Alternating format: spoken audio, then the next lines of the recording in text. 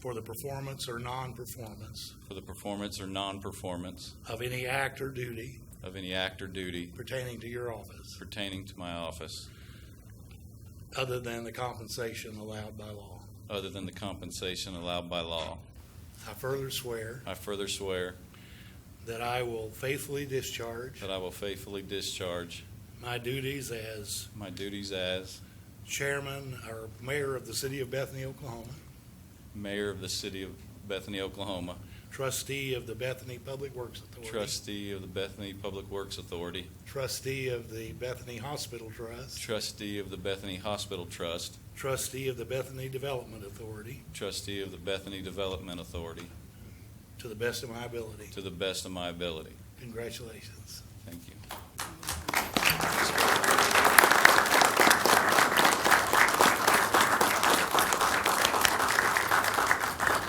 I should have tried that trick when he was a kid. It would have worked. Mr. Mayor? KP? Here's your gavel, sir. The meeting is now yours. Thank you very much. Congratulations. Thank you.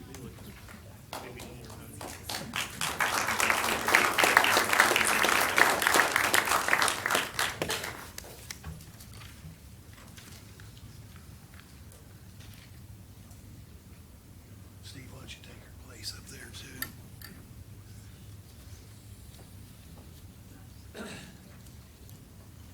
If the newly elected council members will stand, I'll also administer the oath of office to you. Yes, you and Paul? and Paul. Yes.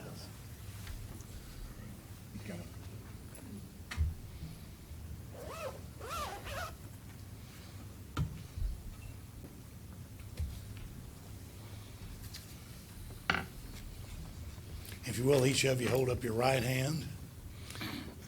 I, and state your name, I, Paul Todd, do solemnly swear do solemnly swear that I will support, that I will support, obey, and defend obey, and defend the Constitution of the United States, the Constitution of the United States, the Constitution of the State of Oklahoma, the Constitution of the State of Oklahoma, that you will not knowingly receive, that I will not knowingly receive, directly or indirectly, directly or indirectly, any money or other valuable thing any money or other valuable things for the performance or non-performance for the performance or non-performance of any act or duty of any act or duty pertaining to your office, pertaining to my office, other than the compensation allowed by law. other than the compensation allowed by law.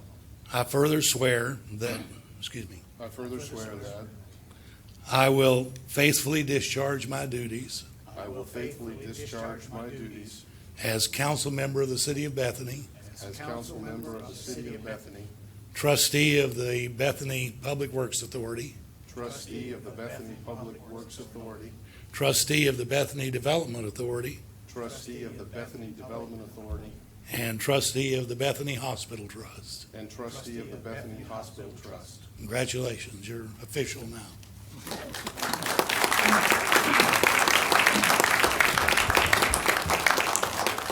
I'd usually like to have photos of this morning. Photos if we could. Maybe do it on for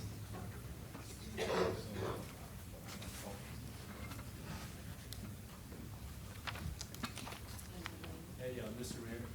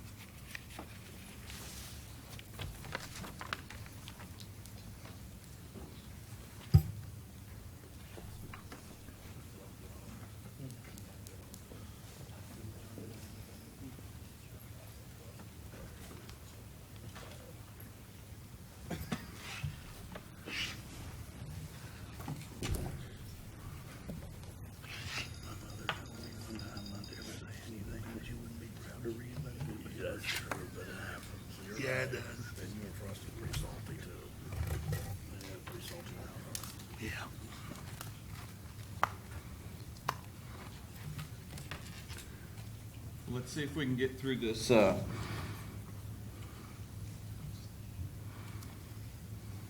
I on? Okay. Am I on?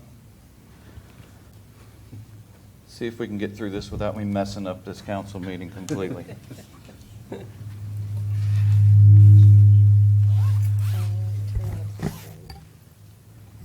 Tonight's invocation we brought to us by Dr. Arleta Harris. Let us pray. Precious Father, we thank you for bringing us together tonight. Thank you for our newly elected officials and for those who took part in our government process here in Bethany. We thank you for your guidance, for the wisdom that you give us, and for all of the people who are here this evening to see this turning of events in our community. We pray for your blessings and your direction. In Jesus' name, amen. Now let us stand.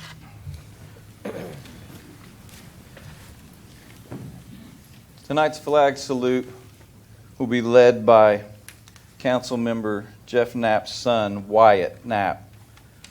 Wyatt earned the rank of Eagle Scout last September, earning a total of 40 merit badges. He also completed the National Youth Leadership Training Program, was elected to the Order of the Arrow, the National Honor Society of the Boy Scouts of America, and participated in the 2013 National Scouts Jamboree in West Virginia, for which he volunteered to serve in the Officer Corps of Troop Chaplain. Wyatt is currently in process of completing the sacrament of confirmation at St. Charles Borromeo, is that how you pronounce that? Sort of. Catholic Church, and is a sophomore at Bethany High School.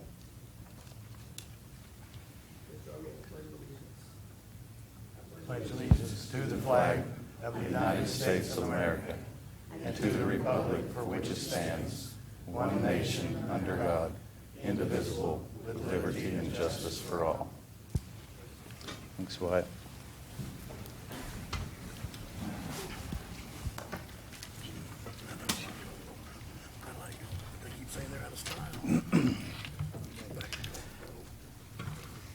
Item number 1 is the consent docket, A through D.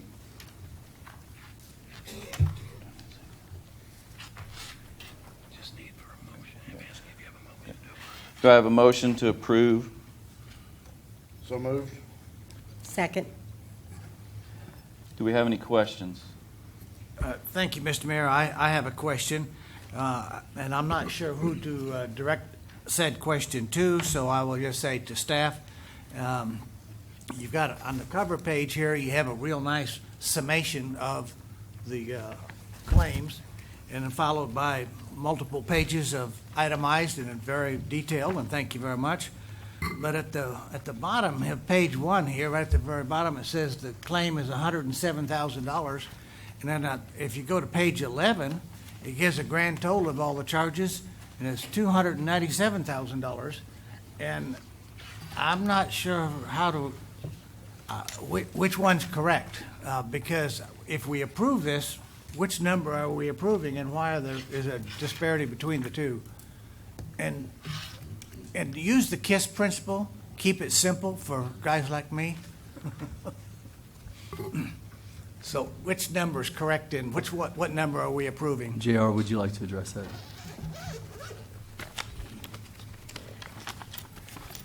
Good evening. And in answer to your question, Mr. Todd, this very discussion came up a couple of years ago, and this was the format that was requested by the council at that time.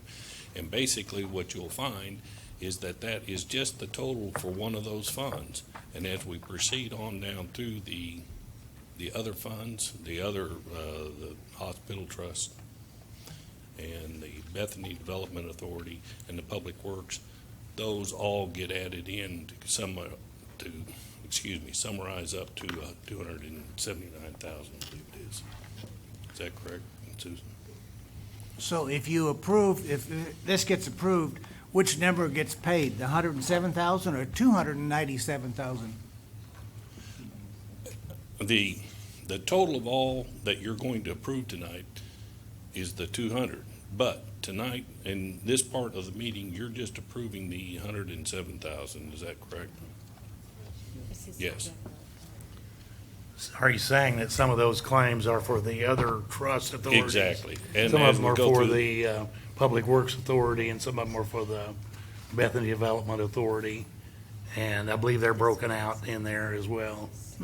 I apologize for not having that right in front of me, but we're going to come right into the Public Works Authority after we close this It's part of the all, meeting, and it'll it's be in all there. city entities, it's just that the city wears at least 3 or 4 hats, and depends on which pocket the money comes out of, and that's how they're divided. We're actually up to 5. We have the library now that we're yeah. accounting for, so. Thank you. And I have on my follow-up items to have a correction to that report so it correctly reflects all those funds for the future.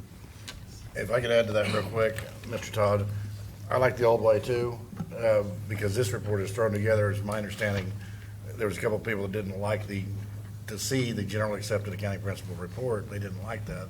So this was thrown together like this so that, I guess, people who didn't understand accounting could understand it. Is that correct?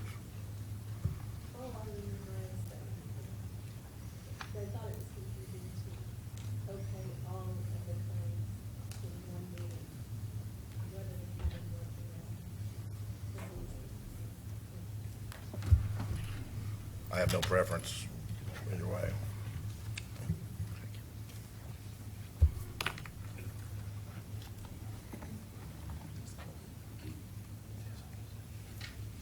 To be absolutely correct on it, though, since we are in the City of Bethany portion of the meetings, it would be just the City of Bethany expenditures that we would be approving at this time in this particular manner. And then as we close this meeting and go further into the Public Works Authority, then those same expenditure reports for that authority will be called up. So, Thank you. but holler at me and I'll be sure to go over it. Please cast your vote.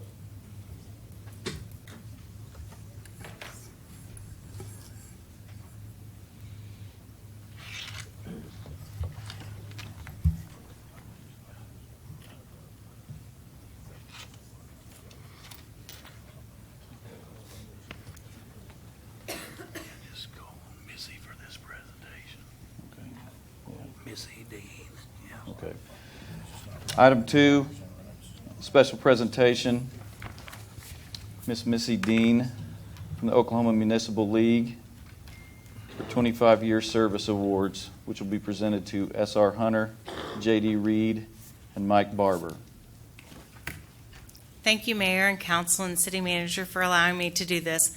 It is such an honor, and I don't know how to do this, but it is such an honor to present on behalf of the Oklahoma Municipal League Board of Directors and staff for those individuals that have served 25 years to the City of Bethany. I mean, there is not, do you need me to have this? Okay. All right. So, on behalf of the Oklahoma Municipal League Board of Directors and Municipal League staff, it is an honor to present the 25-year awards to the 3 individuals that have been named, because there's not a lot of individuals that dedicate their lives to their cities, to their service, and devote themselves to making government a better place.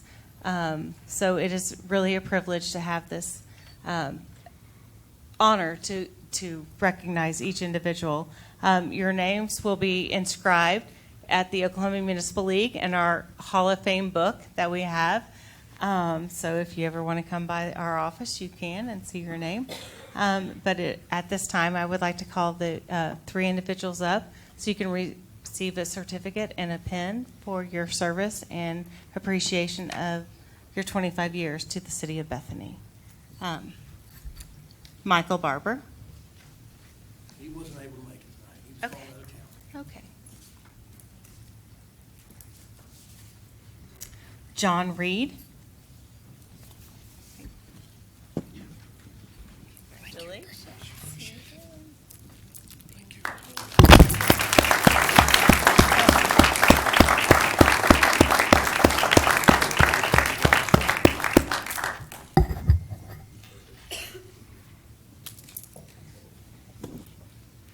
S.R. Hunter.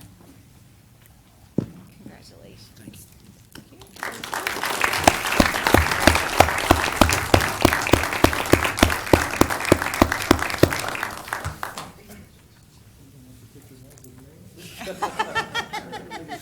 Come on, come on. Of course I do. Yeah. Okay.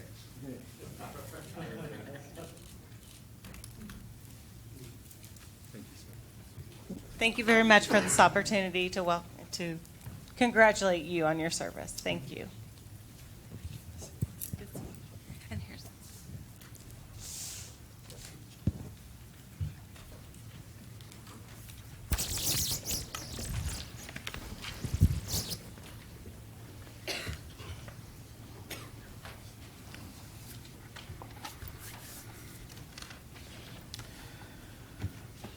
Item 3 is call to the public.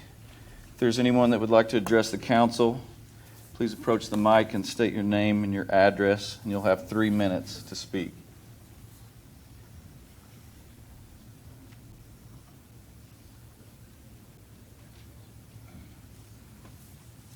My name is Ron Weens. I live at 8020 Wood Duck Drive in Oklahoma City, but I am the current owner of Stan's Plumbing over off 63rd and Rockwell.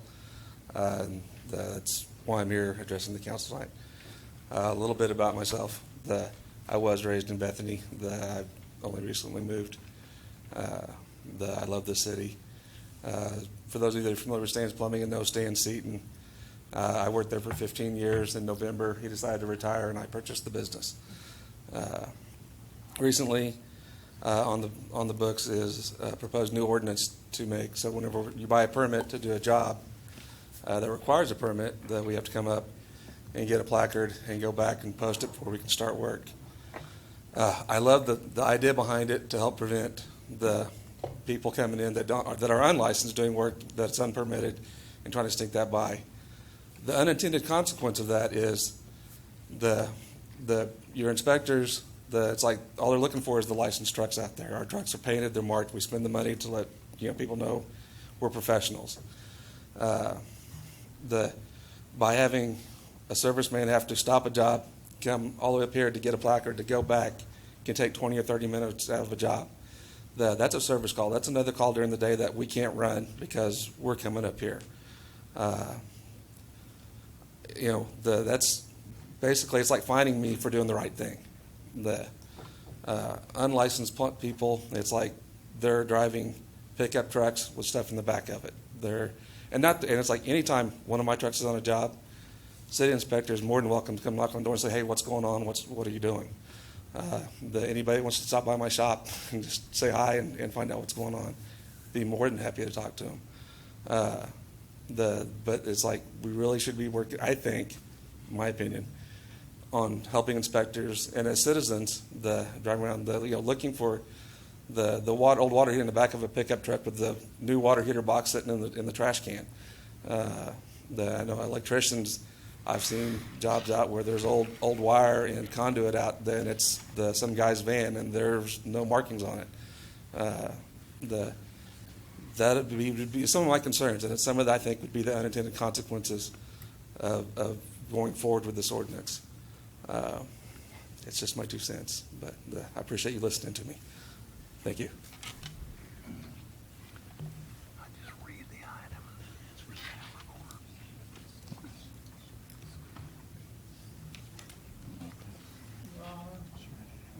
Oh, yeah, I'm sorry, I missed that one. This last person is here. I would like for him to be heard. I would like for him to be heard in the next item on the agenda, which is the approval of 1428, I believe it is, and adoption of that 1928, the adoption of the permit numbers. And that's what you were here for. And I think you should stay and restate your claim, because I was in your business for 55 years in this town, and I feel like you're probably Don DX. You're tilting against a windmill. And I was going to say something about this myself, but I'm glad I have a person that is really experiencing it now. Because as you say, there's a lot of gypsies out here that walk up and down the street and prey on the citizens of Bethany with their second-class work. And that's what we want to get out of. If you could, would not mind leaving, I would have certainly appreciate it.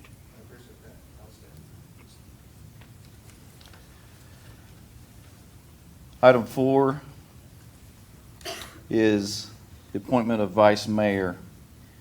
This will be a 4-month term to fill the vacated seat by Randy Lunstra. And I would like to take nominations, or Mr. Mayor, I'd like to nominate Jeff Knapp for the position. He's served us well before, and I'd like to place his nomination. Mr. Mayor, I'd like to second that.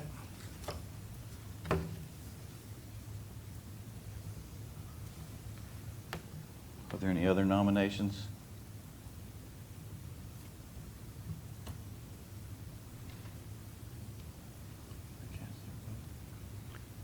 Just ask for the vote. All right. What's your vote?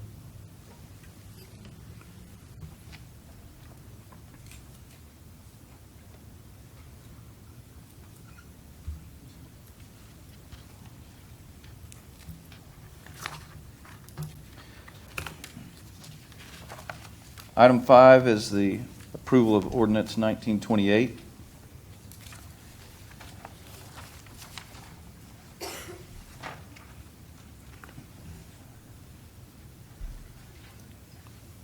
Do we have the staff report on item 5?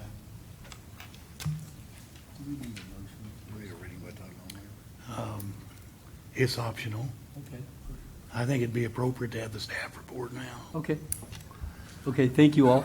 The ordinance number 1928 is being proposed for you this evening for your consideration. You already received a little flavor of the issue that we're dealing with. On one side, you have a desire to not negatively impact the businesses that are doing good work in our community, but at the same time, we're trying to address kind of the runaway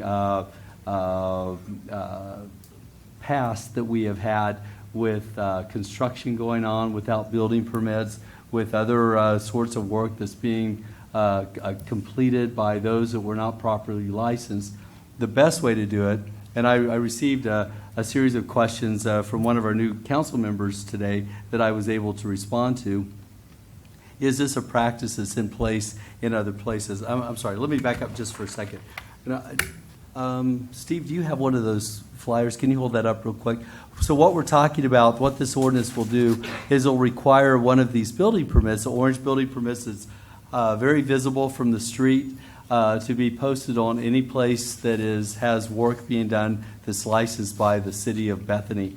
And the question was posed to me, well, is this something that's a common practice? And my answer would be yes, it's very common, although I will admit I'm not sure yet. I haven't been here long enough to know how many other cities in Oklahoma do it. I do know that many cities in other states, it is a very common practice. We did a survey when I was in Nebraska, and every city that was over 5,000 population was utilizing a system such as this.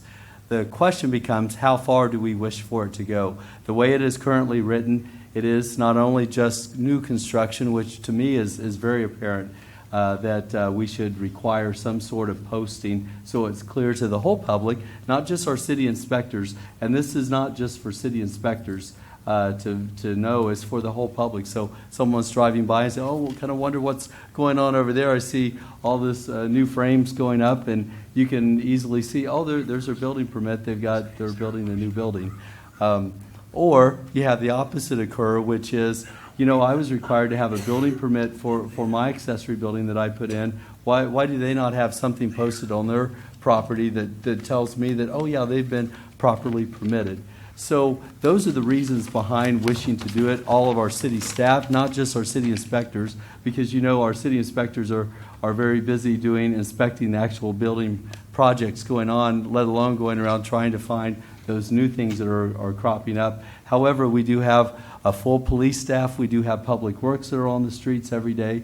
And so our other staff can be, as they're driving around and they're doing their various duties, they can notice if there's new construction going on, if there's a permit properly posted for that construction, and they can just make note and follow up with staff. So it kind of, it helps us to fully manage the property. And one more time, one more plug back to, and for the public and the folks here, so if you see new construction going on, you can look and see, oh, is that orange permit hanging in the window or properly displayed to let me know that that's been properly licensed to handle.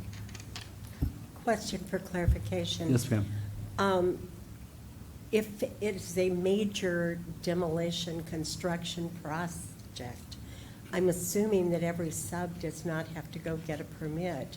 The permit is for the project. largest project. Steve, would you like to address that, please? There's a general building permit for the project, but the trades that require a state license, which would be electrical, mechanical, and plumbing, will also have to pull their own sub-permit for that job, yes. So there might be several of these orange permits, At the most 4. not necessarily saying what they're for. That's correct. That could be added, though. They will Yeah. write on the permit number. I would and think it there gets- would need to be another line for plumbing yeah, or electrical that or would be something. not a like problem that. to put that on there. They're just handwritten when they get them, so. Mr. Mayor, may I address a question? Yeah. Is it possible that the city could email the attachment as a PDF to the contractor so that they could print that off on the appropriate orange paper? And for your concern, that would allow them to have access to the permit, post it without having to come to City Hall. Is that an option? May I address that? Yes. Yes, that is very much possible. They would just need to supply us with the information and request it via email, and we certainly could email it to them. I think we probably would wish for it to be printed on a color of paper that is similar to what we're using, so it's easily recognizable.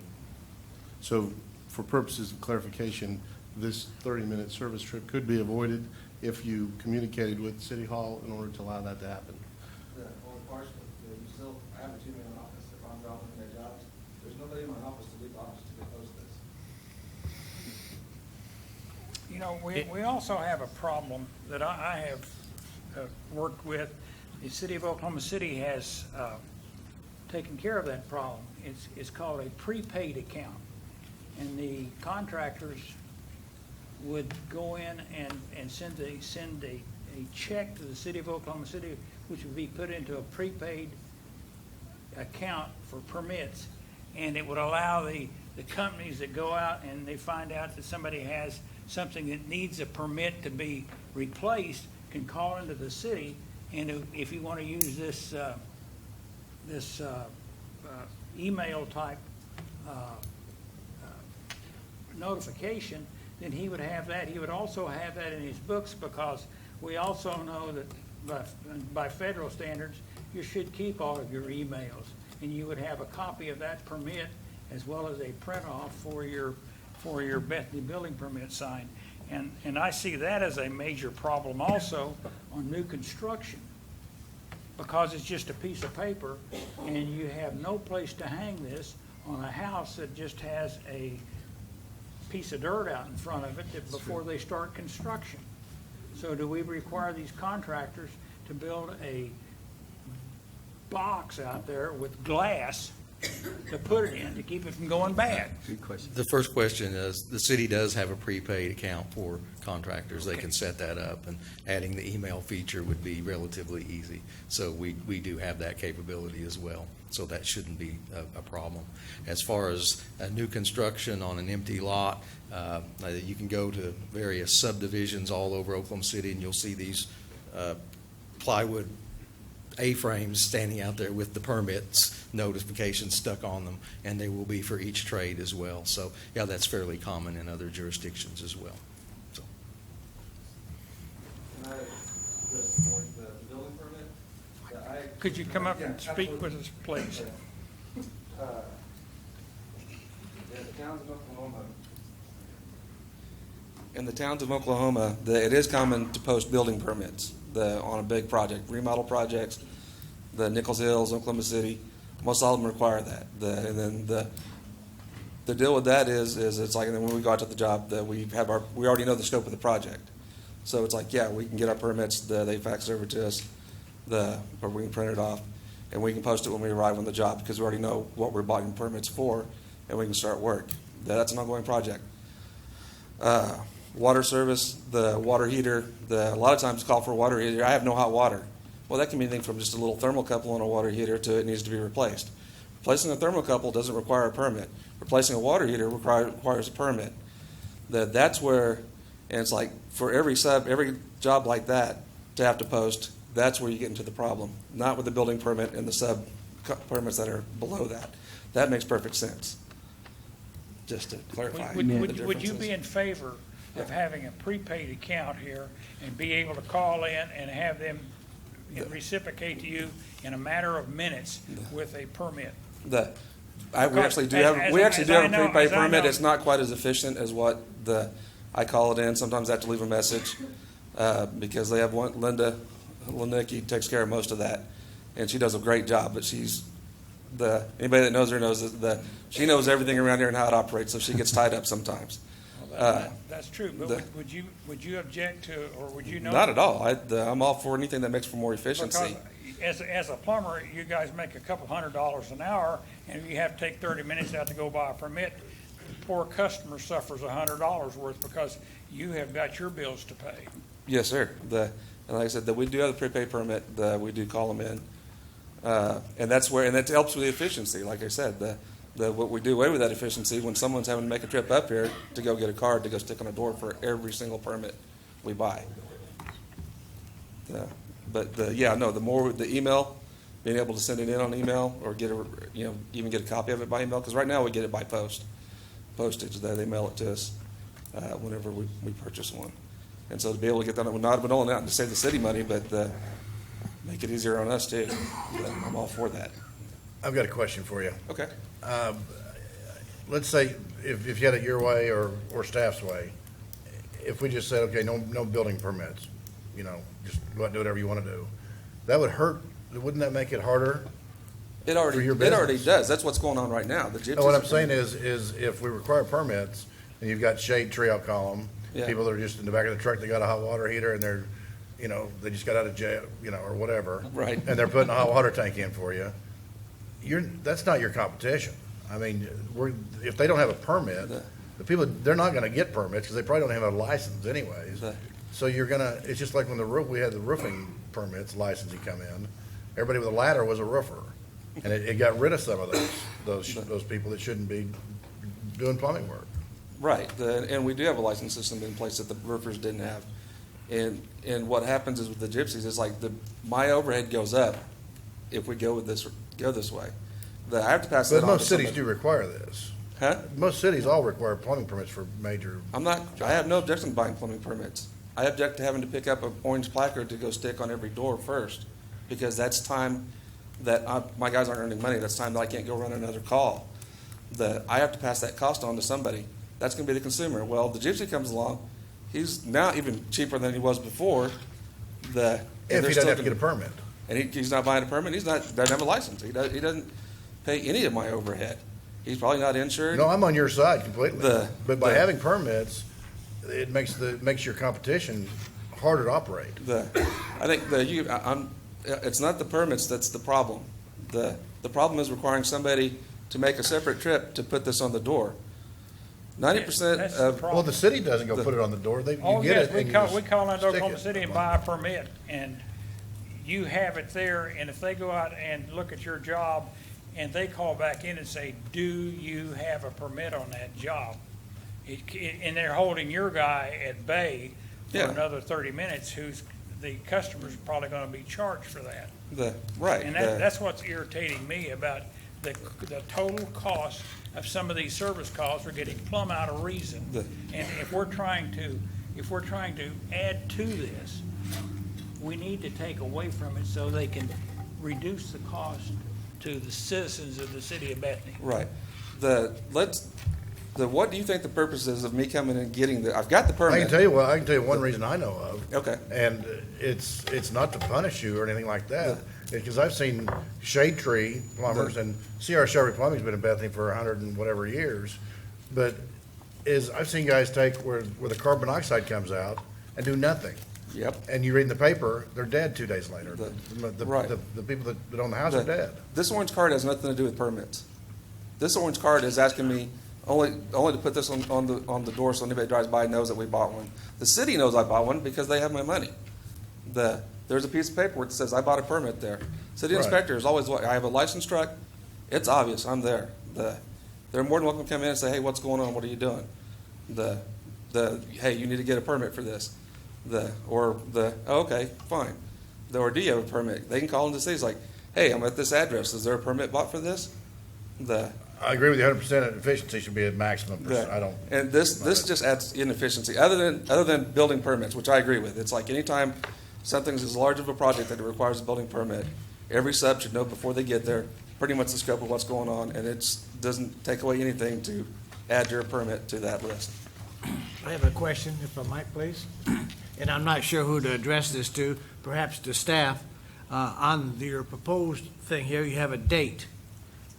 Is there an expiration date or a time limit on these permits given out? Question number one. And number two is, you didn't seem to mind putting extra line on there. Would it be appropriate to put the trade on there? For example, plumber, electrical, roofing?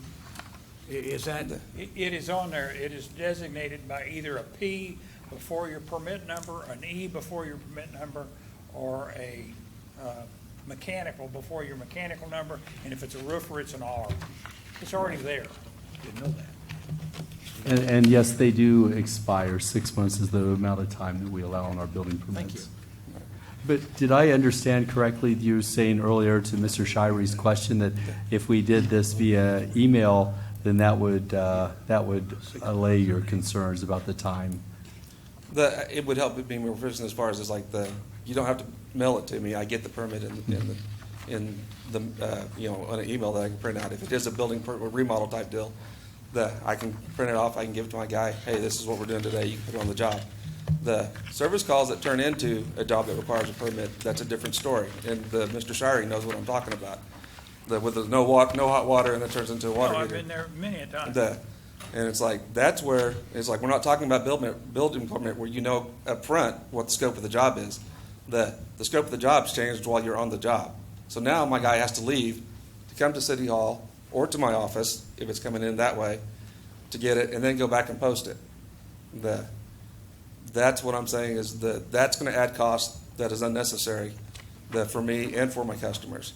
And that makes gypsies that much more attractive because now I'm that much higher than the gypsies coming in. And it hurts the citizens too because we have a lot of older retired people here. Fixed incomes, the gypsies come in, hey, I can do that for a lot cheaper. They don't do it right. It doesn't work, or it works halfway, or it's unsafe. But they can't call me. They don't even begin to call me now because there's no way I can afford that now. I've already paid this guy this much money, and there's no recourse. That's why I say there's unintended consequences here. If I may. And where the rubber meets the road is, these gypsies don't pay any sales tax. No, they don't. They don't do any of that. If I may, can I address a question? Is it possible, if you were on a site and you had to replace a hot water heater, you could have a blank permit in your truck that would be orange in color? You could call the city, get permission to pay for or receive that permit on site. You can fill out the permit yourself and then post it at the site, so you would be in compliance with the ordinance. That would be possible. I like that idea because I've got 7 printers and I don't think you'd burn through a lot of ink printing those things up. No, that would be fine if it was okay with the inspectors and the staff. A lot of times, a lot of cities hesitate to do what you're describing because they just like to keep control of that stuff. Oklahoma City, I had a spot the other day where we were putting a water heater in. Hey, you guys got a permit? Yes, we do. Okay, he checks back with it. He just calls back to the city. Now I think they have computers in the car. They just bring up and it's like, oh, okay, yeah, you do. Thanks, guys. Let me know when it's done. So in reality, the city and the contractor could work together in order to be in compliance with the ordinance by filling out the permit at the site if the job requires it. Well, we would call it in, and then you guys approve it. Then you'd have a permit number. Right. That if you give us permission to put that permit number on there, then we can put it on there and tape it on the door. That's not a problem. So that would be no That would be the inefficiency. ideal. That would be ideal. Right. Okay. Or you could print you up a dozen or two of these little things, and the city wouldn't be involved in anyway, The- as long as you had the correct permit number. And I Yeah. believe it's a $500 fine if you falsify a permit. Right. The- We could certainly look, I think maybe those prepaid accounts, we could certainly look at doing that very thing. I think that's reasonable.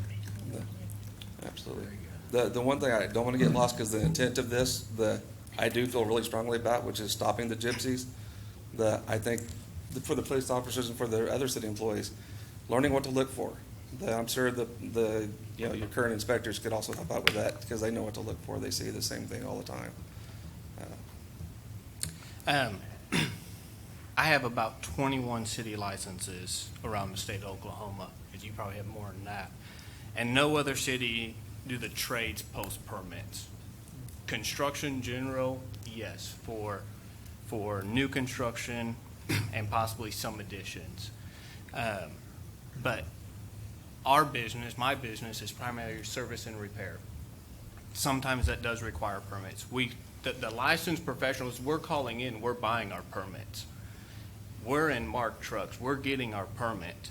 My concern is also down the road, if we go to a city inspector driving down the road, sees my marked truck in the driveway. A lot of stuff I do does not require a permit. I'm concerned, or police even, they're going to come up and knock on the door. Well, what are you doing here? Does that require a permit, or does it not? I mean, I could be at a friend's house having a cup of coffee, literally because I'm in a company truck, and they can knock on the door and say, "Where's your permit for you?" Well, I'm not doing any work. Well, there's no probable cause. So the thing is they're looking for the marked vehicles. Well, we are purchasing permits right now. We have a very similar permit system to every other city in the metro. It doesn't stop. It doesn't help the people working out of the back of their pickups. Posting those. House additions, new constructions, sure. General contractor, post a permit. I don't know if the subs all need to post their permit. I mean, if the general contractors have a permit for the job, that's adequate. New construction in Oklahoma City, that's what just the general contractor posts his permit. And he actually just writes a permit number typically on their signs. But that's irrelevant. They can post an orange sticker, that's fine. But it's for people doing service, going back, getting this, or potentially for inspectors stopping us to see what we're up to. And this does not stop the back of the truck people. What's stopping that, and I think it's already starting to happen, is stricter code enforcement, letting people know we're doing more code enforcement. When we have builders doing their own plumbing, and this has happened, and we find out about it because of other trades on the job, because we are purchasing our permit, we go in and we have fined these other builders for doing plumbing work that they're unlicensed. Next time, they're not going to do it. Next time, they're going to hire a licensed, well, hopefully they are. Some people. Stricter code enforcement, and I think that already is happening. So.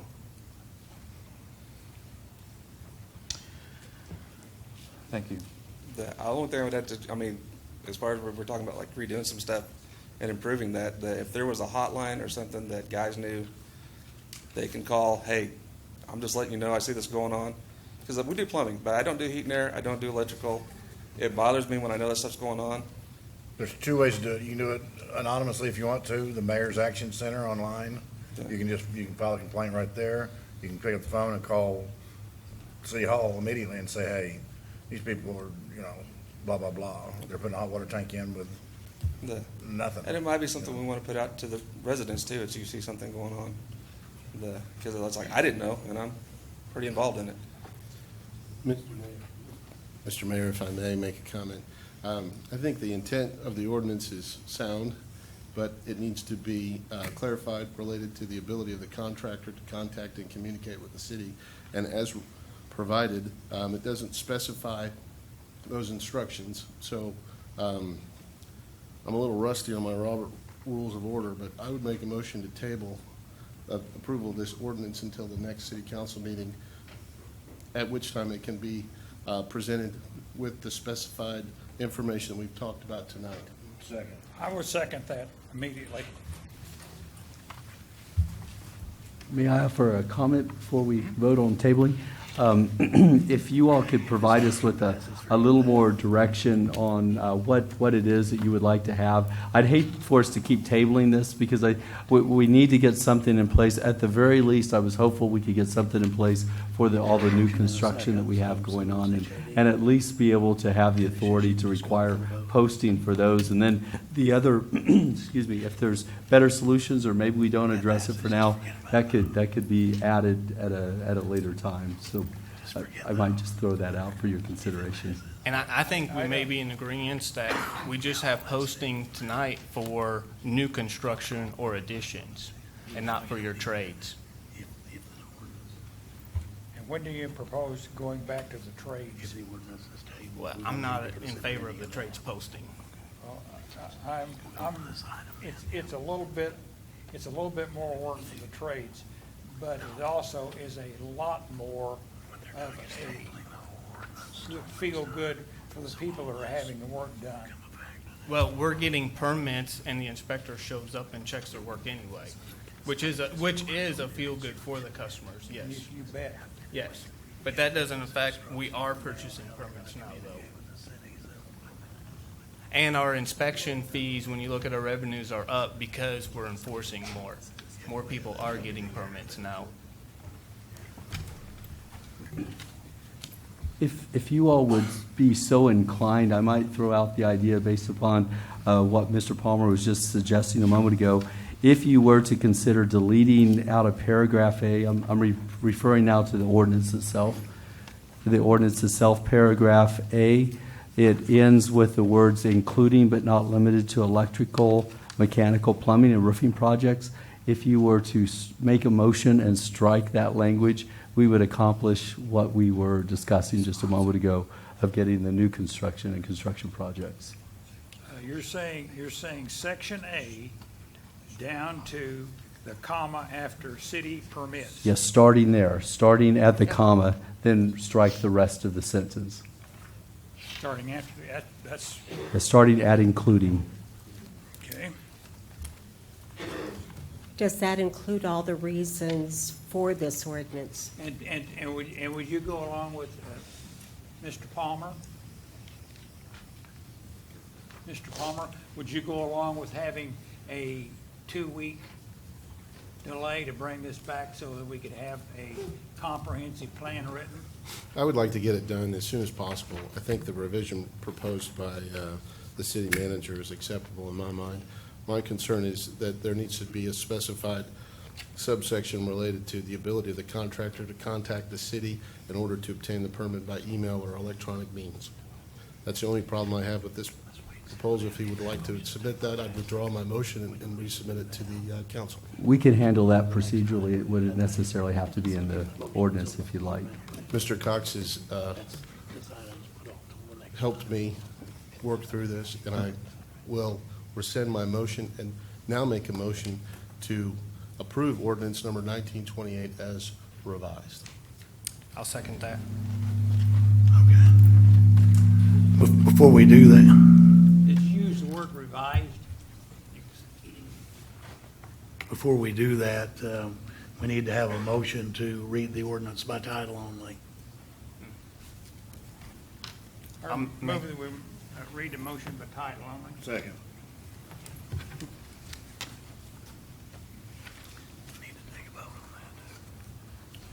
Cast your vote.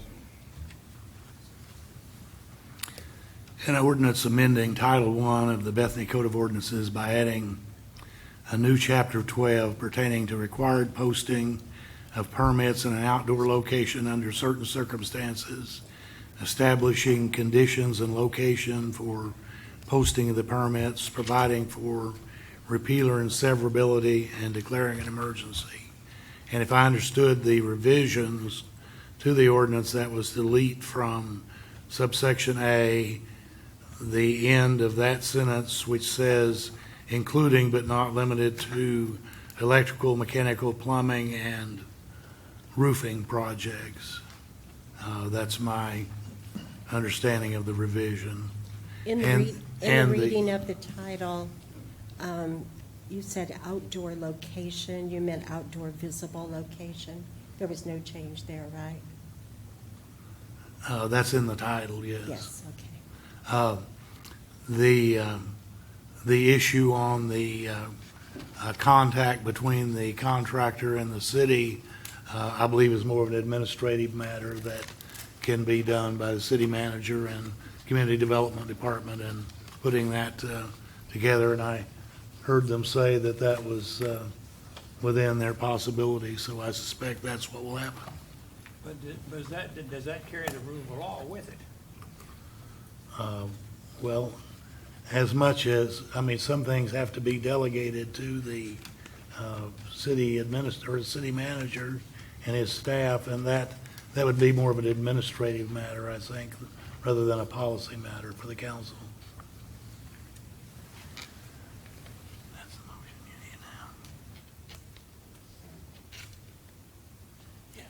I wish that for a general contractor doing additions, remodel projects, new constructions, they're bringing plans in anyway to the city, so it won't be any burden on them to pick up that permit and post it, because they will have several trips here anyway with plans for approval. And that's all planned ahead of time. And then for the trades, for them to have their inspections and occupancy permits, the trades have to be inspected on a checklist underneath. And Mr. Mayor, if we could break out item C to a separate vote, please.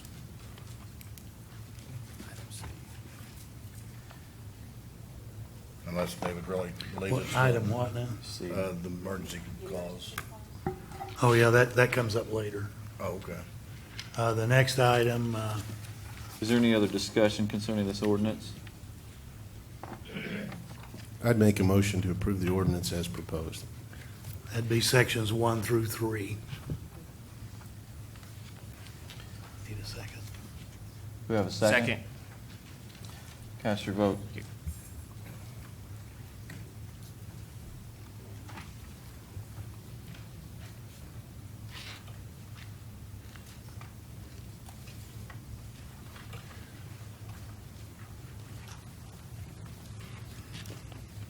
Is there a motion to approve? Is there a motion to approve Section 4 of Ordinance 1928, the emergency section? Is there a burning need for this to be an emergency? I think the sooner we get it in place, the absolute better for us and for us to be able to enforce it, yes. This is as good a time as any to have this, a short discussion, I call it the Shirey discussion. We have only one emergency vote in Bethany. If we have a Pearl Harbor somehow here, or we're invaded by the Russians, or a tornado hits, we declare an emergency. If we have a hangnail, if we vote it, that's an emergency. So unless there's really an emergency, I Are you believe saying Mr. there may Shirey be some says. problem with disseminating this information? Correct. And it could Say take, it gives people a little time too, unless there's an emergency to get their affairs going. An emergency just holds it off 30 days, doesn't it? Yes, with the emergency clause, the ordinance will become effective after publication. Without it, it's effective 30 days from today. And we have some things to iron out anyhow.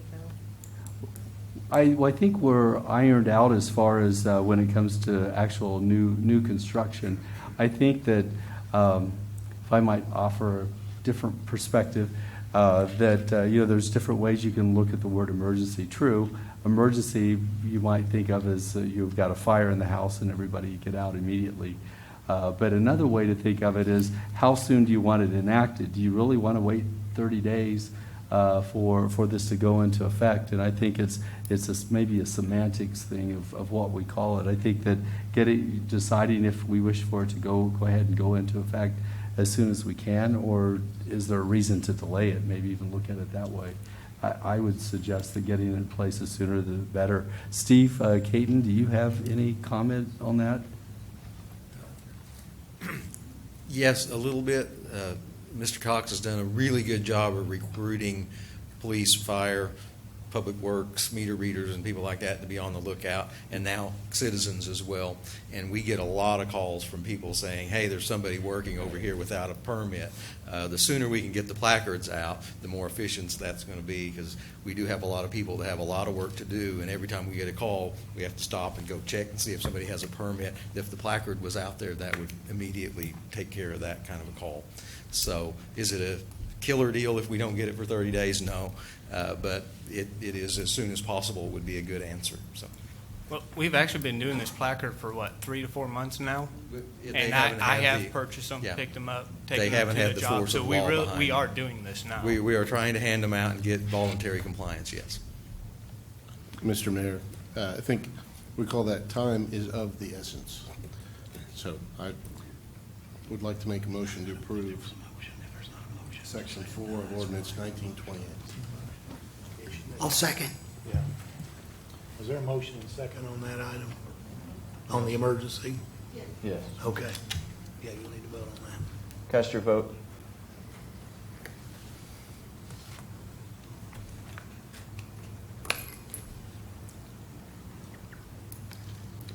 That did not pass. Takes 7 votes to adopt the emergency clause.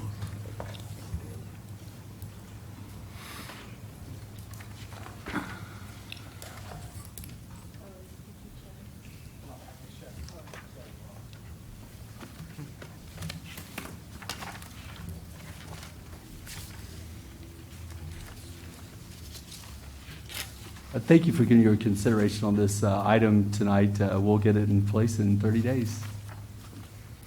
You might read the item before he gets from the staff.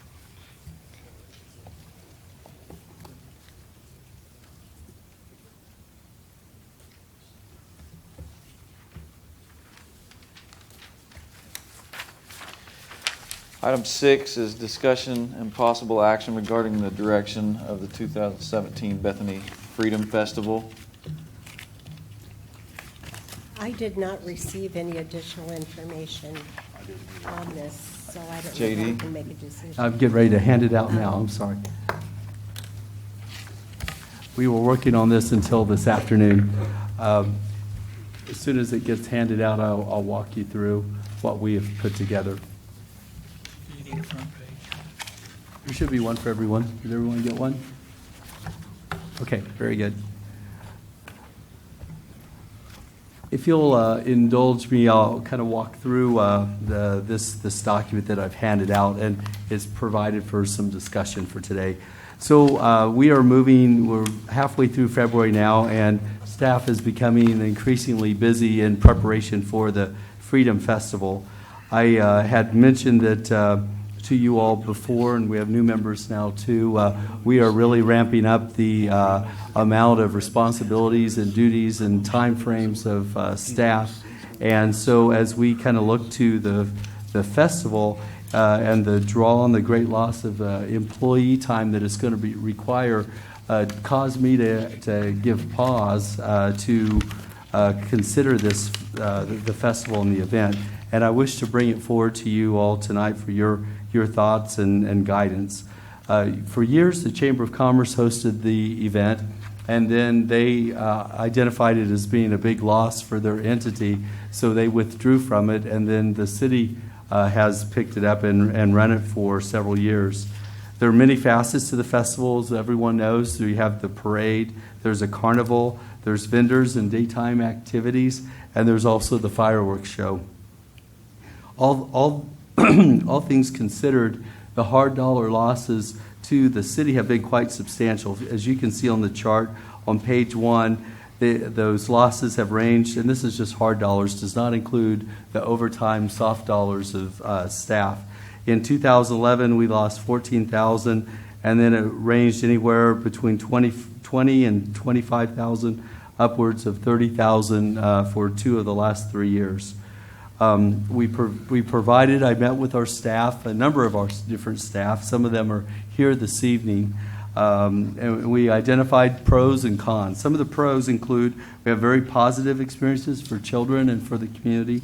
We have some fun events that we have. We have fireworks, we have a parade, all great things. But all those great things come at great costs and impacts. And as you can see on page 2, we've put together a list of cons. There's an inordinate amount of staff time that takes away from our other duties. As you all know, we're trying to fix up our parks and take better care of them. It's going to become almost impossible for us to do so during the time period 2 to 3 to 4 weeks leading up to the event, and then a couple weeks after if we're spending our time working on the preparation and tear down after the event. As I mentioned, a loss of $25,000 to $30,000 in hard cash. Overtime in public works, police, and management, we had calculated at more than 425 hours. That's overtime, not straight time. Overtime this past year. Weather could rain out the event and ruin all the hard work. As my staff I haven't been to the event, so I'm relying upon staff and their comments that it's turning into not as much of a Bethany community event as it is just this big mass of people that show up for it. It also, as I understand, it tears up our park and creates quite a mess for us to clean up afterwards. Yeah, also, part of the budget, which is also in what I've handed out to you, you'll see there's a number of donations that have occurred and that have been received in the past, and those are absolutely wonderful. They're contributing to the community, but it's awkward for a city organization, a taxing entity, to go out and ask for donations to any event, no matter how good the cause might be. We also have our park pavilions that are closed for 2 weeks in advance of the event that we are not able to rent out. And the final thing is just for the staff I've spoken to. I can't tell you how many people I've heard from how unpopular it is because they're unable to spend 4th of July with their families because they are required, it's not a passive thing, they're required to be at the event and have done so for years and years. A couple other thoughts for you. The 4th of July is a holiday, and so many of our businesses that would otherwise benefit from all the numbers of people coming to town don't see that because, again, they're closed on that day. I did contact the carnival to find out where we might stand with them. I did find out we can cancel without penalty. So once again, that kind of adds to why we're discussing this tonight. I think time is of the essence, though, if we are to take action one way or the other. So we've laid out some options for your kind consideration.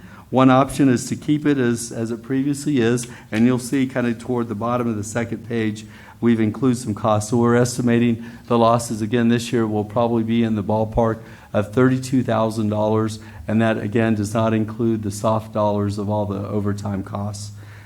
We could potentially keep just the parade only. We think our expenses are going to be minimal. You see the number there, less than a couple $100.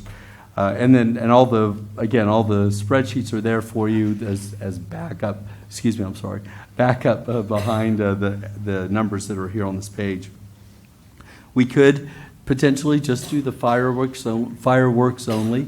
The cost of that, there's a couple things that we would have to have along with just doing the fireworks display, including lights, and we'd have to probably have portable restroom facilities on site as well. So we're estimating about $23,000 if we just do the parade itself. The fireworks itself.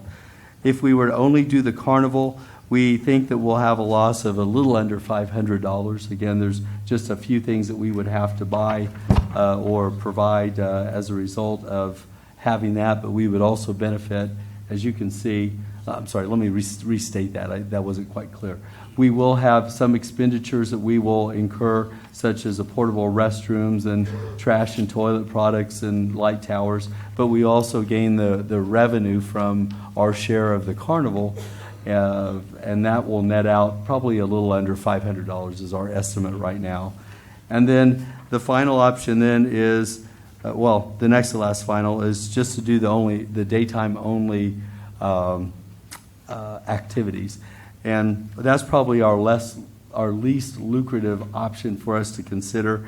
It's a big loss for us. That comes in at about $24,000 in losses because that's where all the costs are, all the things that we have to buy, all the printing that has to be done, the tents and the golf carts and all the other things that come along with it. There is a possibility. I put asterisks here next to several of these, that we could receive some donations. Those still could come in, and those could offset some of those estimates that we put together. The final option is to delete all festivities, and the projected loss on that would be, of course, it would be zero. You may choose to keep some part or all of these things, and I might throw out that after in talking with staff and consideration, I might throw out the idea that perhaps it would be beneficial to keep the parade, keep the fireworks, at least for this year only. I do understand there may be another group that might be interested in taking this over. I don't know if they're going to be ready for this year, but it might be nice for you all to give us direction on what you think, and then we can enter into conversations if there is another group out there that might like to take this under advisement. But again, the point, I appreciate your indulgence of me going through all this with you tonight. I know it's a huge concern to our very, very hardworking staff, and I appreciate the guidance that you will hopefully give us tonight. I will begin with a personal bias. I have worked for cities for probably 35 or 40 years, and it has always killed me to spend $1,000 a minute blowing up money. And so I can easily vote against fireworks. It's awfully expensive to do fireworks. And when you're working in a city that is trying so hard to stretch every single dollar, and then you sit there blowing up $23,000 in one night, I can always think of better ways to spend it. So I don't mind losing that one. I'm amazed that the parade only costs $180. I think our parade is fantastic, and people do come and enjoy it. And I think the carnival, don't they actually pay to use the carnival? So there's some offset. Yes, if you look on There's some offset income on the there. spreadsheet, I'm sorry, you're just not getting these. On option 5 in the spreadsheets, it shows that, I'm sorry, option 4, I'm sorry. It shows last year we received about $7,100 for a share of the carnival proceeds. But there truly is very little money spent in Bethany by people attending these events. And if the purpose is to make it a destination for tourism, I think that isn't working.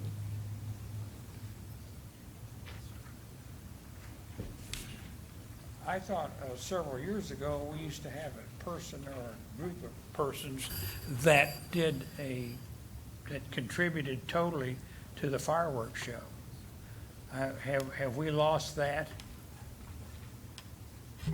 We still have a number of people that are making contributions to the event. It's a little bit unclear if they're just contributing to the fireworks only or to the overall event. But if you'll look on any of these spreadsheets, it'll show all those people that have all those companies. Yes, I've looked at those. There are various sums of money, but it does not even approach the amount of money we would spend for fireworks. Yes, sir, that's right. And I'm kind of, the pitching that $18,000 out for fireworks seems like a lot of money. But a lot of people come just for the fireworks. That's the reason you load the place up at night. And I think that's the most difficult decision we probably have to make is, do we do this to draw a crowd, or do we do it not to draw a crowd? You go back to one of the things here on the first page. In 2011, we only lost $14,000, and I believe we had a class act here from a entertainer, a nationally known entertainer, which seemed to help the bottom line. Now, I would not be opposed to talking $14,000, but $29,000 is a lot of money. And this does promote a lot of positive press for the city of Bethany. And gosh, how we need it. So it's going to make an extremely difficult decision on what we do. And it's not something that we can sit here and talk about tonight, that we just have to weigh our options. And maybe we could get Dolly Parton to show up for $15,000, you know, I don't know. And that would take us, that would put it over for us for zero, you know. Or we could have a gate, and it's gonna cost you $5 for the inside. Because, you know, where else can you go see a national act free? A concert free. These people put on a genuine certified concert for free, and would have 30 to 50,000 people there. You couldn't move. Well, in cities where I worked, where we did have concerts and had a gate, we charged $10 to $20 per person Would to that help cover the out? cost. Sure. But I don't know that that would play well in Bethany for the first year.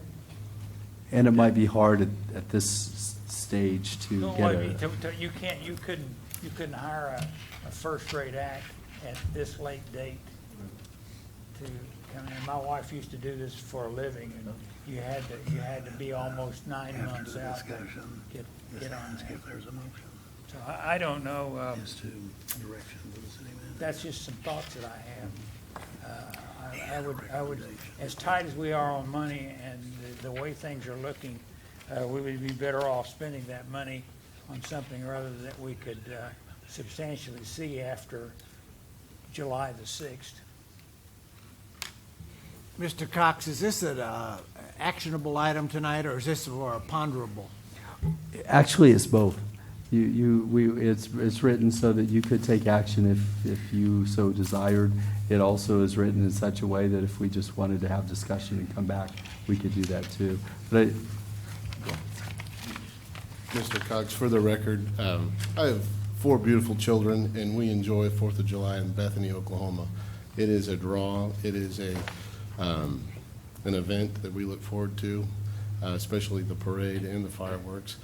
I have some questions related to what the city's done in order to obtain corporate sponsorship or other funding that could be available.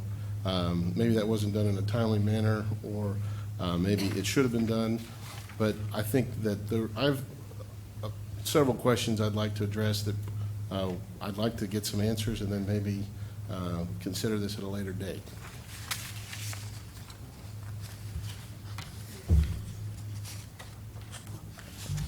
I guess I would just throw out, I'm happy to accommodate whatever council would like for us to do. I would, though, emphasize, I'm sorry for the feedback, I don't know where that's coming from. I would probably emphasize the sooner we can make a decision on this, though, the better, because for us to cancel the various events, especially the daytime things, people are starting to schedule their tent, their craft areas, that kind of thing. The fireworks, I think we maybe have a little time on, and the carnival I've already reported to, although they asked me when I contacted them this last week, well, how long is it going to take you to make a decision? And I said, well, we're going to be meeting Tuesday evening, and I should know something then. And then the parade, maybe if you broke them down in pieces, and maybe you could kind of just say, okay, parade, yeah, we think that's good. We could easily go ahead and do that. That's probably the lowest hanging fruit that's on there. And then maybe go through the more difficult ones, and if you want to postpone one or two. Would that work? Yes, it would. My concern is that I don't know if the residents of particularly Ward 2 or the city are aware of the problem and the issue. And if there is a possible solution or some way we can work it out before the 4th of July, I think that would be very important to me, and it needs to be communicated to the residents of Bethany. Also, a big part of the, we're getting feedback, maybe, yeah. A big part of the parade, I think, is the car show, and those people come in to be a part of the car show. And we do have another group that is the sponsor for the car show. So that might affect them too in coming to the parade. But I wouldn't mind a shorter parade, so maybe that's a trade-off too. Well, and for that matter, we could cut the fireworks in half or find a plausible solution to maybe not go completely cold turkey, but have an opportunity to celebrate the 4th of July in Bethany. You know, an option could be that you signal to us what your intent or desire is this evening. Like, for example, if you wish to say, let's keep the parade, the carnival we're not sure about, the vendors would like to maybe not do that because that's the big money loser in the event, and then the fireworks maybe, and then if you give us that feedback, then if there is this other group that's wishing to take it over, we could meet with them and say, okay, this is the situation where we are with the city's decision-making in this. And if they wish to step up, great. And if there's someone else in the community that'd like to step up, that's great. And if not, then at least, you've kind of cut your losses, so to speak. Mr. Mayor, if this is a public hearing item, I'd love to hear from the public. Does anybody like to speak? I have a question, if I might. Mr. Cox, help me to understand, we generally have a fair number of vendors and a good number of food trucks. Don't they generate sales tax revenue as a result thereof? Do you want to address the sales tax, JR?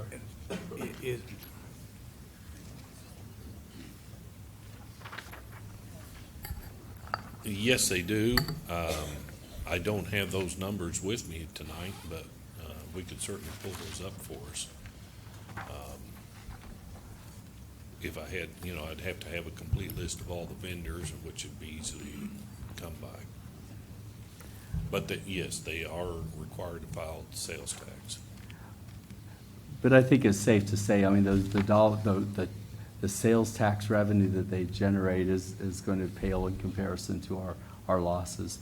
And I was just going to draw your attention for a moment. If you look on your the spreadsheets on the option 5 daytime only, it shows all the expenses that we're incurring from the flyers and the printing, the restrooms and the flags and you can just go through all that stuff that's on there that has gone into putting on the daytime activity. So that's what I'm referring to as being low-hanging fruit. It's just highly costly and very little revenue on the other side. We do receive fees. There are the $5,700 of fees that we do receive, but that's offset by some $29,000 in costs that we've been incurring annually. Many festivals are put on totally by volunteers, and I think that's where you can see that the organization makes some money.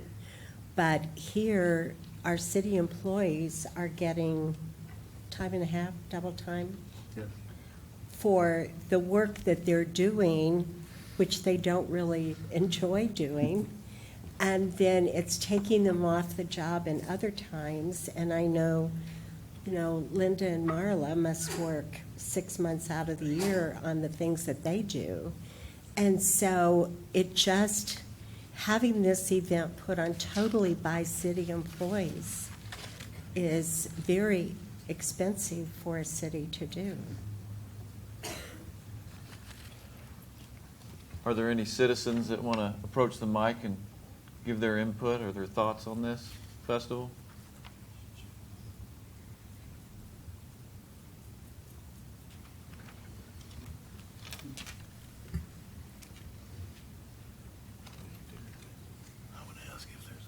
I really think we should not make a decision tonight. I have a feeling we'll hear from our constituents.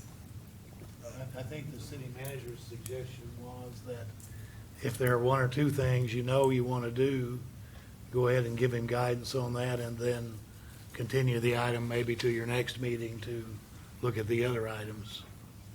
I think the predicament is that time is running short on some of the elements, and some of these people need to know if they're not going to be here or if they are. And also the rental arrangements and various things like that. So I think that was the city manager's recommendation. Yes.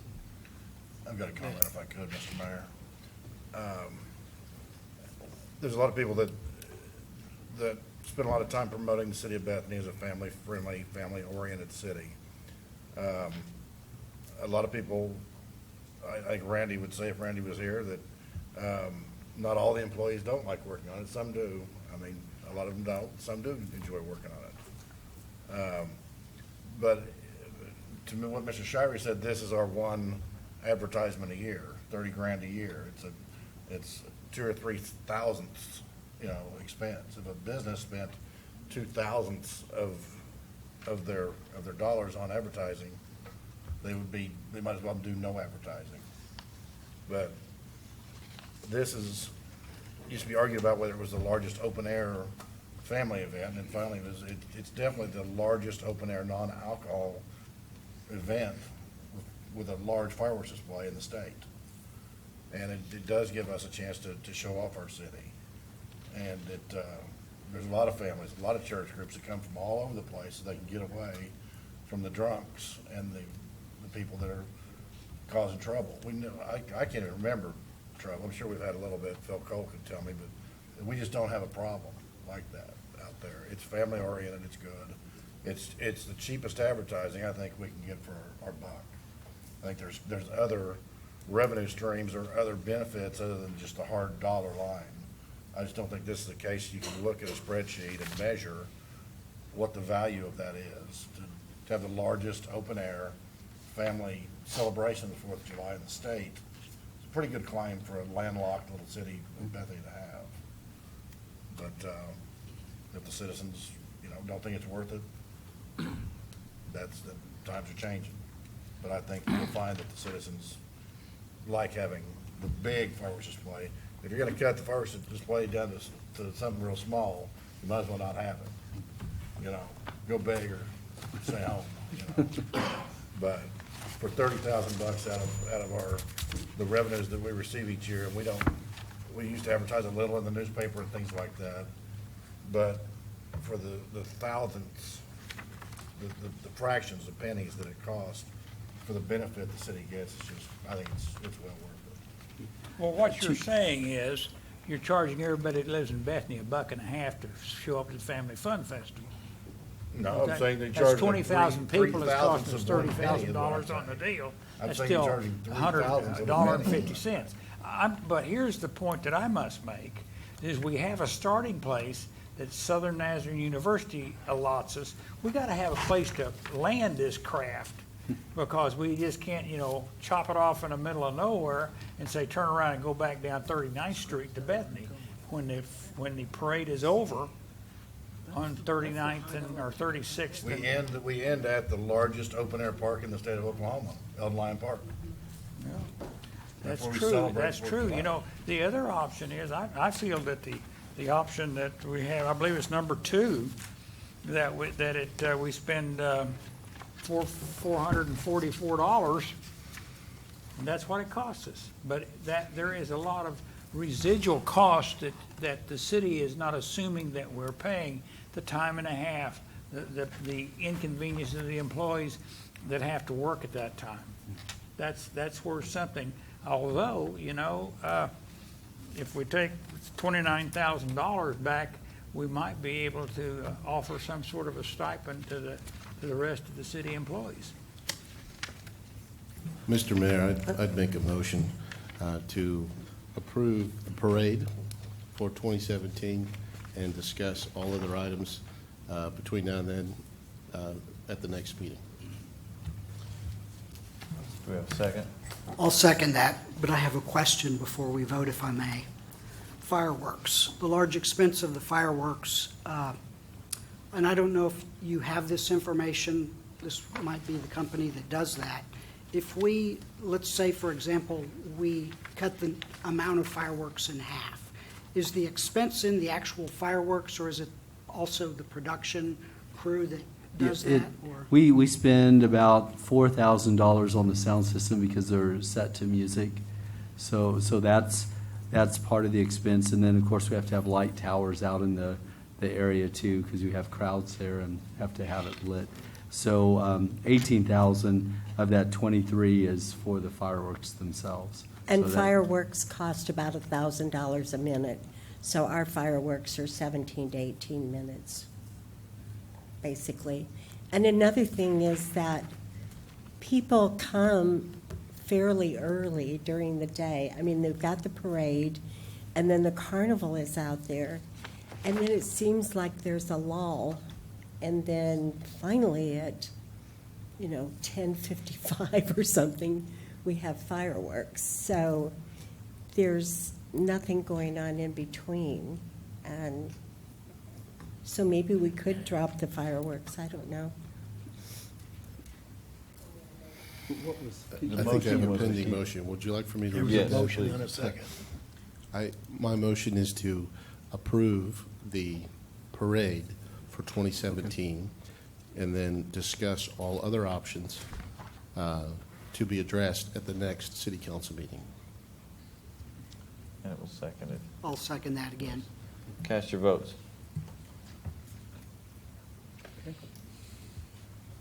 I know that was a difficult conversation. I appreciate it, and we'll bring it back next time and see if we can get it wrapped up then. Thank you very much. But I think we do want feedback from our public. And I have a feeling we'll get it. Item 7 is the city attorney's report. Mr. Davis? All the items I had were listed on the agenda, so I don't have any additional report.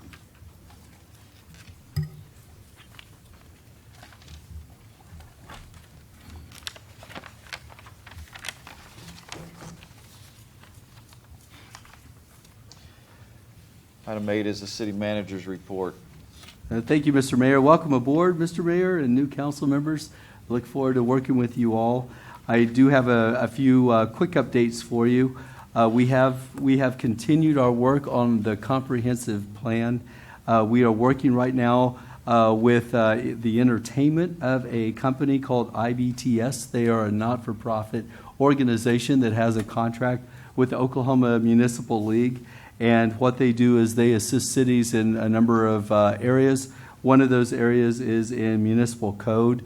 We are working with them. As you might recall, the comprehensive plan calls for a lot of code changes that would come along with the type of living kinds of standards that we wish for and we wish to allow in our community. And in visiting with Mr. Carlson, it seems to make sense that we entertain a company that can help us to navigate through that, who has experience with writing that kind of code, so that a draft can be prepared, so that that draft then can go to Planning Commission and then eventually come to us for consideration and for eventual approval of some sort, whatever you prefer to do. What was But that this- item, the action item you're talking about? This is on the comp plan. Just a general? Yes, yep. And then on code enforcement, as you all know, we were slower than I would have liked to have been on ramping up our code enforcement, but I have been talking about it kind of from the first day I got here, it seems like. We are continuing to enforce that, and those efforts are underway. The mayor may talk about an initiative that he has kind of put together for task force to help those that are unable to fully complete it. I'll let him visit about that. But I am pleased that we do seem to be making progress. We did send out a letter to folks letting them know that if they needed to have extra time to do structural things for their home, that they can call in and request that extra time. And then, as I said, they may also avail themselves of the mayor's task force as well. So those letters went out on Friday, and from this point on, we will also be attaching, when we do a notice of violation, we'll also be attaching a little flyers to let them know that there is help is available to them should they need it. So I think that maybe we share with what the issue is, and then we provide for them opportunities for correction. We also have some efforts underway, initiatives that we're working on to assist with the cleanup of our community. You all are aware that we have been dealing with signs, so we've had what I have called sign pollution kind of around the community. There are just old signs everywhere. We even had poles that no longer had signs on them that were still in places. So we have been in the process of removing those, and it's amazing how nice areas look when you don't have a lot of old signs that are outdated and faded and can't even read some of them. So we continue to work to do that. Also, you may have noticed we have a street sweeper that we have on our streets for the first time in a few years. And as I understand, visit with our Interpublic Works Director, David Buchanan. They're doing a great job with it. We've already cleaned Council, Rockwell, and we're working on 36 now, and hopefully soon we'll be able to continue on into residential areas. And it's taken a little bit longer because of the amount of buildup over the years that's on the street. So it's not a quick zip through town kind of a thing. So we are doing those things. Also, I am extremely pleased to share with you that it's taken us quite a while to get to this point, but we have been going through a request for qualifications process on an IT consultant. We've chosen to go the way of hiring a company to provide to us technical information technology support as opposed to actually hiring someone. I think it's more economical for us to do it that way. And we are now to the stage where working with staff, we've selected a consultant, and now we're going to be entering into negotiations. And I'm really happy with the consultant that was selected. It's the same company that has provided our support for Laserfish that we've just rolled out recently, and they're really outstanding, and they're located here in the metro area. I wanted to share with you that our plans are for photos for the new city council to take those right after the next election for our final open seat. And so sometime after April 4th, and we'll be working with you all to get that set up. We'd also like to continue the dialogue for those of you that are continuing on the council, and a new dialogue for those of you that are new, of us to consider using iPads for our council documents instead of us having to send police officers or firefighters out to track you all down and deliver your packets to. But would love to, if you have feedback one way or the other, please provide it to me, and we can maybe expedite that and get that underway. I think we used it in the community I was with before, and it really worked well. It was a good package. Also, I'm hopeful that we can, I think I've visited with everybody on the council, I think, about the potential for having a council retreat with our new council in place. And so we'll be working on putting dates together and emailing with everyone to figure out what those dates might be. And the final thing that I wanted to have on my report, just to kind of throw out to you all, is there was a question that came up this last week about the seating arrangements actually at the city council table on the Horseshoe. And if you all would like to do something different than what has been done, just let me know. We're happy to accommodate that. That's an easy printout. Well, it'll be easy now. It wasn't the first time we did it. We had to abbreviate our mayor's name and et cetera. And we didn't want to make his smaller than everybody else's, so we had to abbreviate your name. Anyway, if there's a seating arrangement that you would prefer to do otherwise, let us know and we'll accommodate that. Item 9 is the council members' announcements, comments, and proposals. I'd like to start down with Councilman Knapp. Thank you, Mr. Mayor. First, welcome to all the new faces here on the council. It'll be great working with everybody. Also, I'd like to thank everybody for your votes. My appointment as vice mayor, so I'll try not to mess anything up too bad. I think last time I did that, I only had 2 meetings to run, so it wasn't too bad. I have a question, JD. A little feedback there. The committees and task forces, is there a deadline coming up on that? I could not remember, someone asked me that earlier today, and I could not remember what the deadline to get those turned in. Very good. When we set those up, we did not set firm deadlines because we weren't sure how quickly responses would come in, and they've been coming in steady. And so I would hope our new groups could maybe be seated sometime in March. So I think we're getting close, and we're like I said, we're getting some good numbers, but I think we're needing a few on the Parks Committee and maybe the Branding Committee too. Okay. If I could just encourage my fellow council members, maybe somebody that has an area of expertise, if you might encourage them to apply, if they haven't already, so we can get some good dialogue on all of those. That's all I have. Thank you. Mr. Shirey? Hey, yes, sir, Mr. Mayor, thank you very much. I'd like to welcome Mr. Steve Palmer as a new face over there, Mr. Paul Todd as an old face over there, and the two returning council members who saved their seats from the big bad wolf. I hope you're ready to go, because I do believe that this is going to be kind of a productive as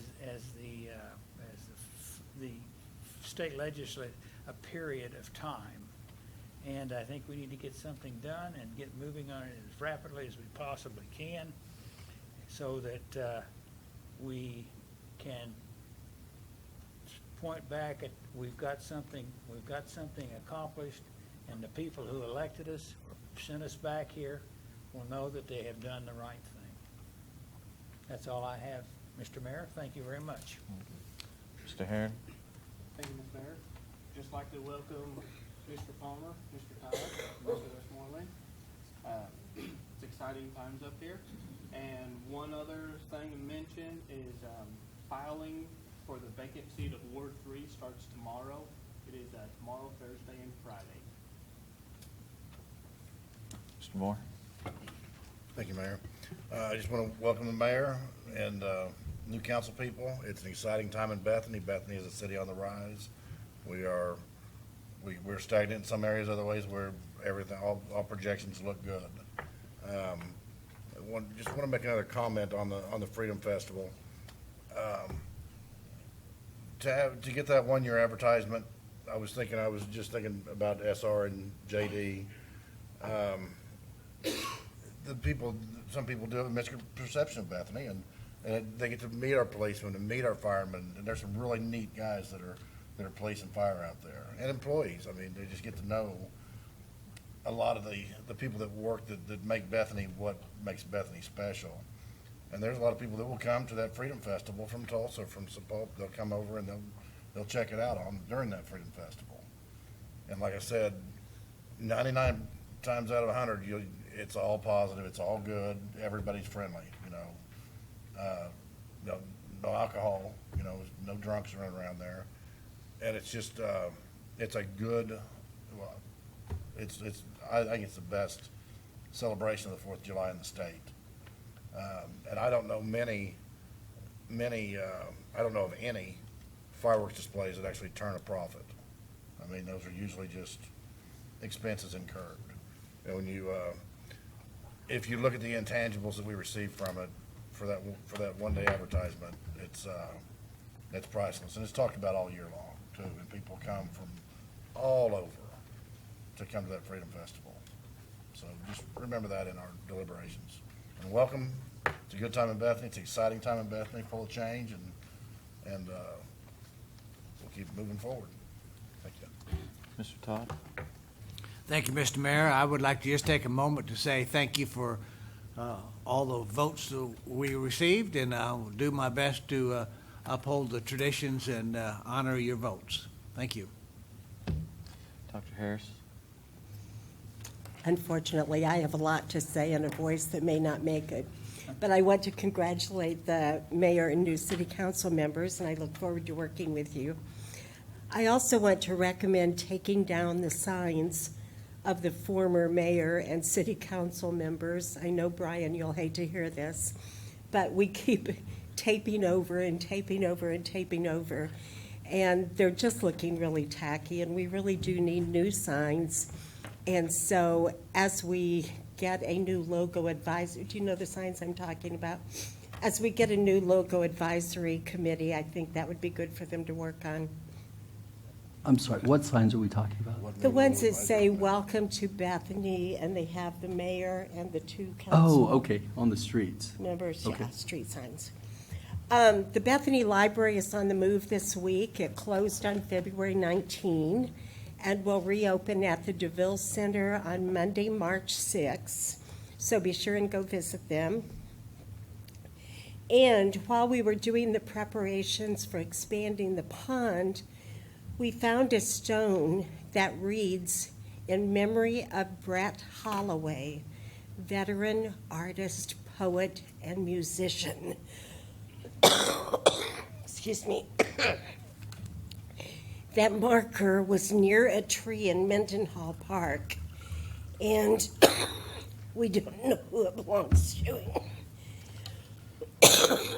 Can you read? Yes, we don't know who the marker belongs to.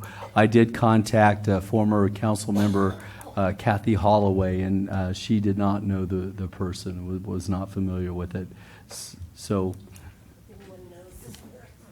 if anyone knows a person, please let us know, and I think we're going to be doing some press on it and be working with the Tribune on it as well to get that out to the public.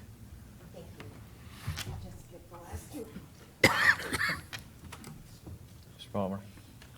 Thank you, Mr. Mayor. It's a pleasure to be here.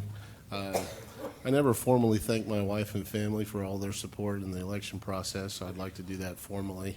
And I'd also like to thank all the volunteers and the voters in Ward 2. I deeply appreciate your votes, and I look forward to working for you and with you as we work together. And I'm looking forward to working with everybody on the City Council. I think we can get a lot done. We just need to have the right attitude and the ability to do it. For those of you who don't know, I'm a huge Cubs fan, Chicago Cubs, and you know they won the World Series. And they had forever, there was a slogan that says, "It's going to happen." And, you know, it did happen. And so that's the same way I feel about Bethany. It's happening, and we are working to improve Bethany. And to borrow a slogan from the mayor, I believe in Bethany, and I think everybody else does. So with that in mind, I'm excited about the future, and I'm looking forward to getting things done. Now, I will have here's my advertisement, and I'll take a little license here. I would like to set up a neighborhood association in Ward 2 for those residents north of 50th between Rockwell, Hammond, and just below 63rd. So if you have any information or you're willing to help me out to do that, I would appreciate you send me an email at the city, my email with the city, and we can work on that so that we can get something done. I think that's very important, and I want to kind of make my advertisement, and we'll go from there. And thank you, Mr. Mayor. I too would like to take this time to thank everybody that voted for me and have put their confidence in me. And I would like to thank my wife for putting up with the campaign process. And I would like to thank my kids for not having a dad around for a few weeks. But I would like to talk about just for a second what JD had mentioned. We have a lot of code enforcement that's going on right now for debris and paint peeling on homes. And Mr. Donnie Richards drew my attention to a neighbor of his that got a code violation and needed to paint her home, and either didn't have the finances, physically unable to do it, and so it sped up the process of something that I knew I wanted to do anyway, and that was to create a mayor's neighborhood task force. And what that is a group of volunteers that have committed to being willing to be on call, so to speak, when we find out somebody that financially or physically cannot paint their home or do the job that needs to be done to be compliant. And so those teams of people will go out and make contact with them and help them get the job done. And I believe that builds community, and it builds neighbors, and it connects us back together. And so it's a win-win-win situation. Southern Nazarene University's men's basketball team wants to be one of those people, one of those groups in their off season. Bethany High School has some groups. Southwest Christian University students want to do that. If you know of anybody that wants to be a part of that, we would like to compile that list so we have a list of people to be able to call on to help our citizens, because it really is all about the citizens. And so cleaning up the city should not cause a lot of people stress and heart attacks. It should cause the community to come together and love on one another. And so that's what the mayor's task force, neighborhood task force, is meant to do.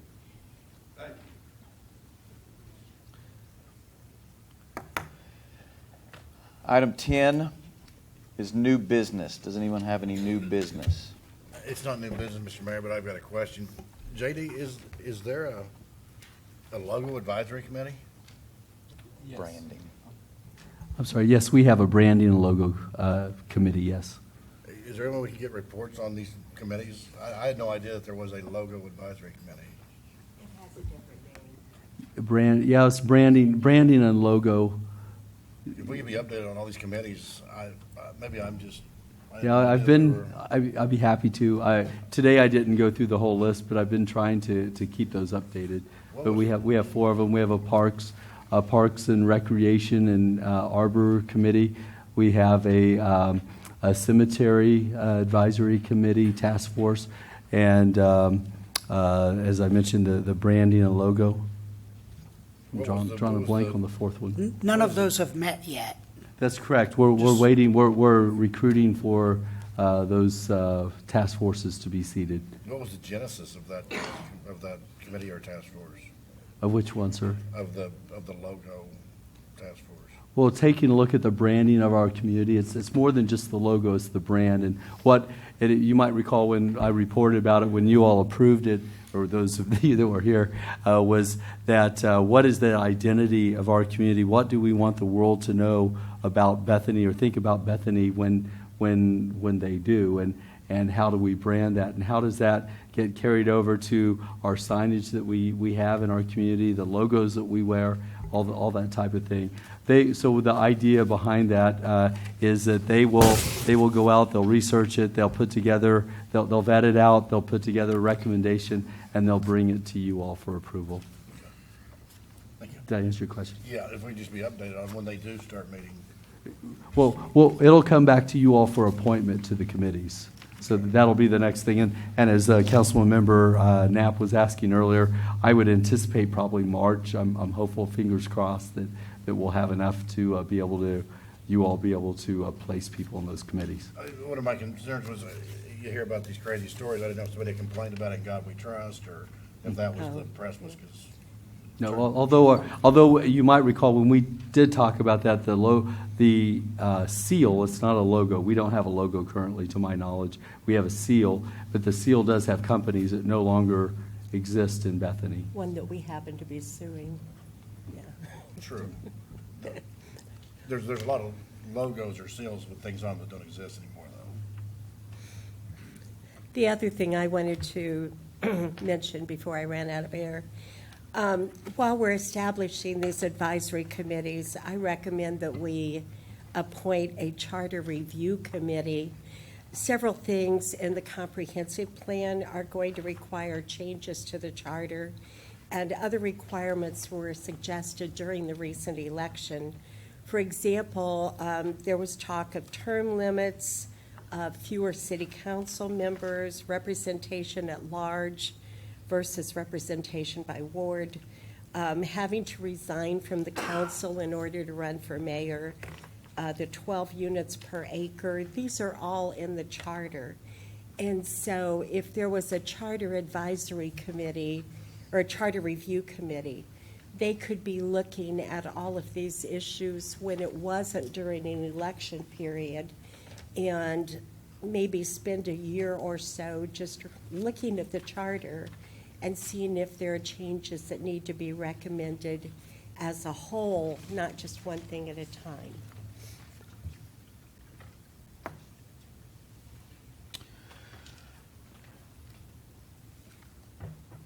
Without objection, I declare us adjourned until March 7th, 2017. Now I call to order the Bethany Public Works Authority consent docket. Is there a motion? So moved. Please cast your votes.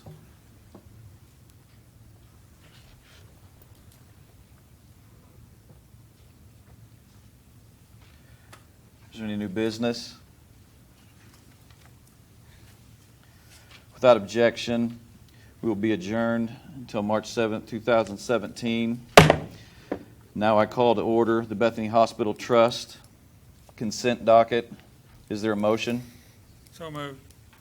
Second the motion. Please cast your votes.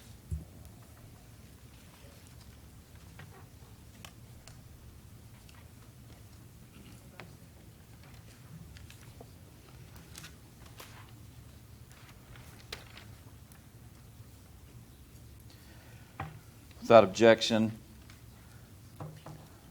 declare will be adjourned until March 7th, 2017.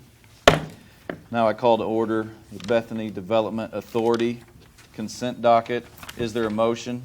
So moved. Second the motion. Please cast your votes.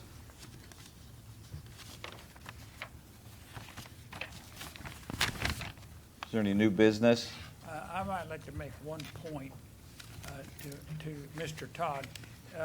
The difference in those two figures that you were speaking of was if you take the Public Works total budget that we voted, which was $189,339.18, and you add it to what the Bethany City Council's total budget was of $107, it comes out to be that figure. So they, huh?